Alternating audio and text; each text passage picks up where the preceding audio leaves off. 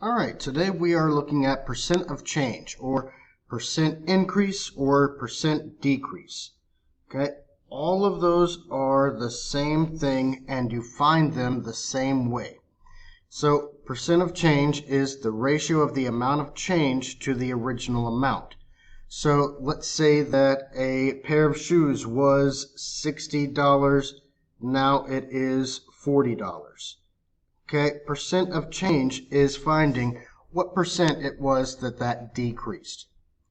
Okay, so to find percent of change, you're going to use basically a certain type of the percent proportion. Remember, it was part over whole equals percent over 100. Well, it's kind of the same as that. Over here, it's still going to be 100. And up here, this is going to be the percent of change. That's what you're trying to find. But over here, you have this special little formula. It's the amount of change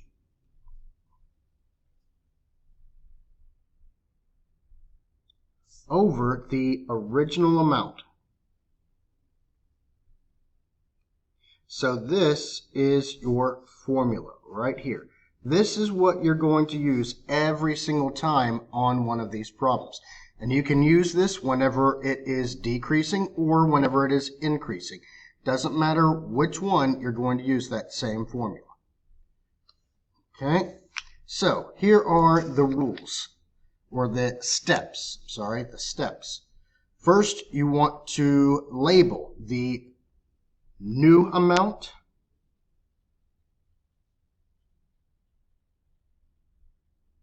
and the original amount.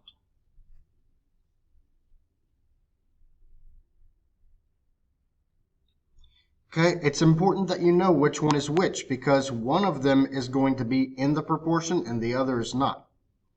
Okay, so step 2, okay, that was step 1. Step 2 is to identify if it is going to be increasing or decreasing.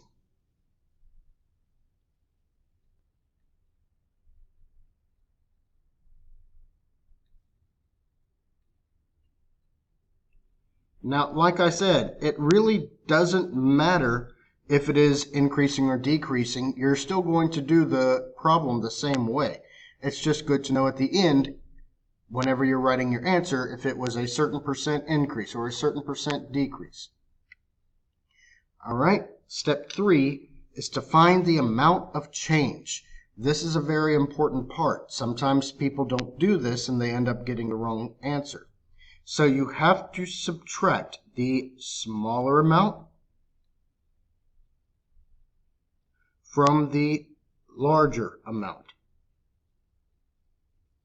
Doesn't matter which one came first or second, it's always big minus small, or you subtract the smaller from the larger. So big minus small. Okay, so that's step 1, step 2, step 3. If you need time to finish writing this, pause the video. I'm going on to step 4. Step 4 is to set up your proportion. Okay, so here's our example right here. The proportion is the amount of change over the original amount equals the percent of change over 100. Okay, so over here, this is definitely going to be 100.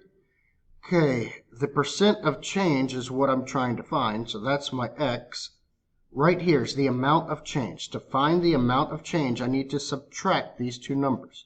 So big minus small, 50 minus 30 is 20. So right here, I'm going to put 20. Notice 20 was not in the problem at all. I had to find that number. Okay, and down here, I put the original amount.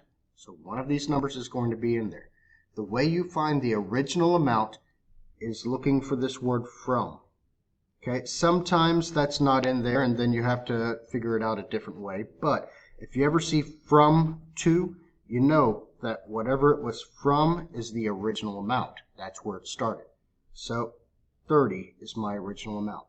Notice 50 is not in the proportion at all. We used it right here to find 20, but the number 50 is not in this proportion at all.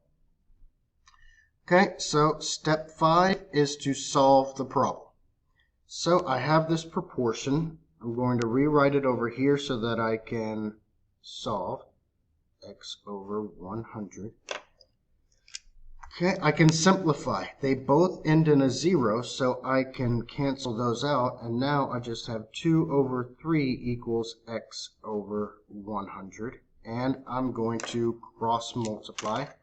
3 times x is 3x, and that equals 2 times 100, so 3x equals 200. Now I need to divide both sides by 3. So x equals 200 divided by 3. 3 will not go into 2. It will go into 20 6 times. That's 18. Subtract and you get 2. Bring down this 0. Same thing. 3 will not go into 20, or it will go into 26 times. That's 18. Subtract and you get 2. Add a decimal. And this is going to keep going. It's going to repeat. So this is 66.6%. And that 6 is continuous. Okay, so x equals 66.6 continuous percent. All right, now I'm going to go on to example A.